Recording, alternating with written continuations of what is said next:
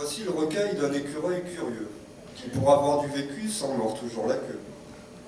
Il allait de branche en bas, on jouait une opérette, il se penche sans comprendre, il en avait plein les mirettes. Son cœur s'était mis en balance, car en bas une belette lui susurrait, je pense, bien faire voir tes noisettes. Il n'était qu'un mâle, qui pour une fois osait. Il ne pensait pas mal, il ne connaissait que le baiser, car il était vierge, et avait mal entendu que la fille tenait des cierges, pour un écu bien entendu. Il ne voulut pas s'avouer vaincu, et se crut le grand vainqueur, mais sans vouloir parler cru, sa main aurait été meilleure.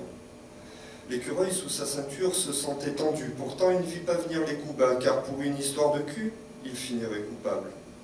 Car la furette était furieuse, avec fureur elle planta ses crocs, dès qu'elle fit cracher la baveuse, elle voulut tout le magot.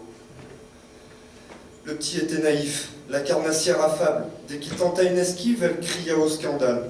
Il ne put que se taire, et baissa la tête, car un 6 pieds sous terre lui promettait la bête. Une belle histoire d'arnaque, car elle n'était pas fille seule, derrière elle un mac tenait les ficelles. C'était un corbac, il portait l'habit du deuil, mais dans un dernier combat, il fut tué par l'écureuil.